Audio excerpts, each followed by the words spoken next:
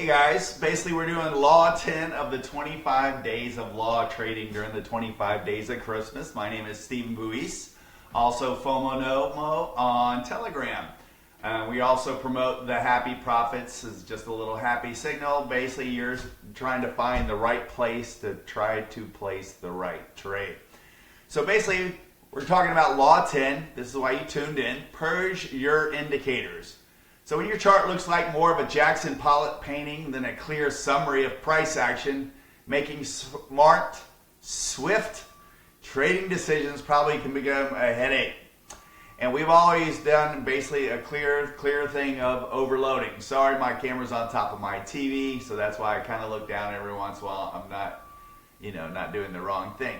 But basically what you want to eventually do is find out how to strip things down so less is more often in day trading or anything in life. You probably realize, hey, if I have a complicated life, I've complicated it.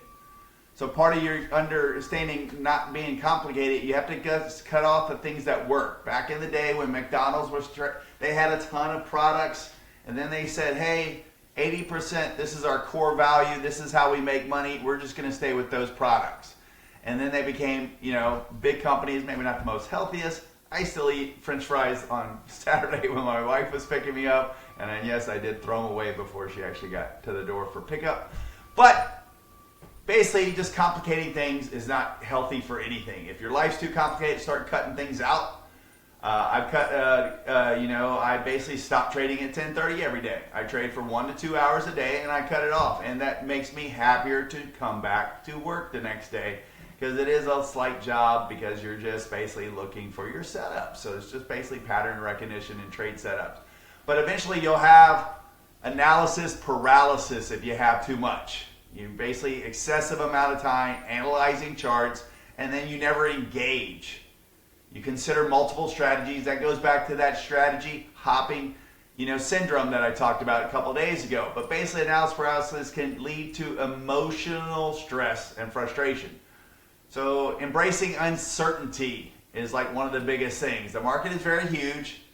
It's a very intricate puzzle with pieces constantly moving in unexpected ways. At first I thought it looked like a little chip chop, and I can get right in the middle of that chip chop and make some chip chop money. So basically it's basically a mindset that you have to do. It doesn't mean throwing up your hands and leaving it all to chance. It's about basically being ready for whatever the market throws your way. Basically time to react. So every time the market opens, I don't care if the stock goes up or down. I used to care because I always wanted to predict. Indicators might say yes, this says yes, a friend says yes. Another friend steps in there and says, hey, I'm shorting that. And you're like, dang, I was out here to long it.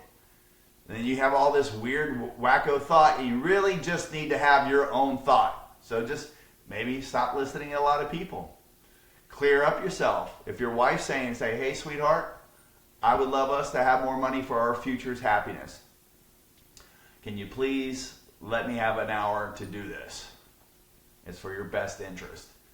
And if she's smart, she goes, wait, an hour away from my husband, and he can come back and bring some money? I'll take it. Anyway, but what it says is you got to reduce some false signals. Too many indicators, conflicting signals, all that. I've probably worked, I'm not going to lie, I used to have 9. I still have 9 on my chart, and I really only use 3.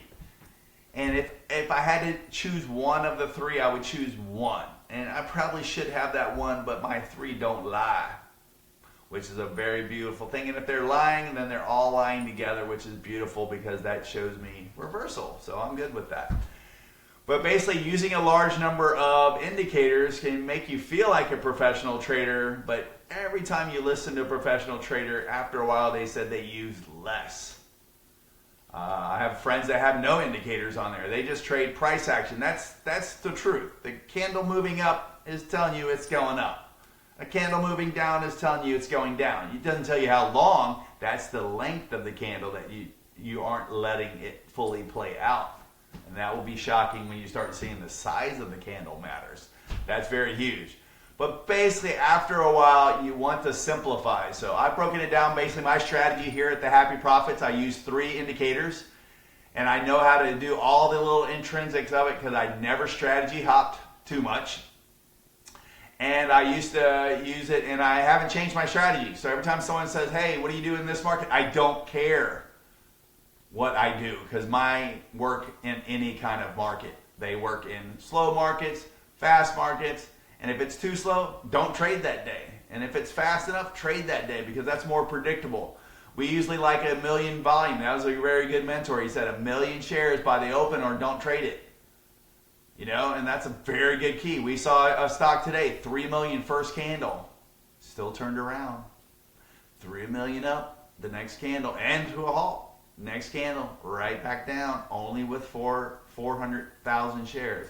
That's what people didn't see, so I expected more up because people didn't all sell off. And sure enough, it did reverse, made a very good trend and some good money. So very good.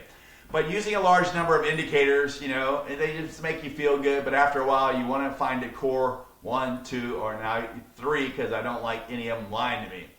And basically, they're the same type of indicators, but they have each their little indiscretions or little nuggets that they give me the information to do. So after a while, find the 1, 2, 3, 4, 5. You know, I listen to Charlie Moon. He picks 2. Freaking good ones too, because when I go back and look at my indicators, I go, oh, I could have done the same thing with his 2. And then if you go back and after all the trading crap, you could have just used 1. 1 told you everything. But for me, it's just 3. I'm so used to it, and I do find that 3 don't lie. You know, so that's the best thing for me. Even if it's a reversal, they're all 3 telling me it's reversing. So, you know, that's a good thing. And when 1 or 2 of them, it's just really consolidating. But at least it tells me the period of the stock that I'm in. Should I be trading consolidation? No. But if you're already in the trade and it's consolidating, it doesn't mean it's going to go down and reverse, but it does just mean it's taking off time to decide, the market decide whether to choose a direction. So a good thing that Leonardo da Vinci said is, and my wife's going to like this, but you know, obviously she still needs to buy a lot of stuff for the house, but simplicity is the ultimate sophistication. It's pretty good, Leonardo. I have to applaud you there. Not DiCaprio, I'm sure he spends a lot of money, but Leonardo da Vinci. So hey, y'all have a great day. It's the 10th law of day trading for the 25 days of Christmas. Y'all have a great one. Thank you so much.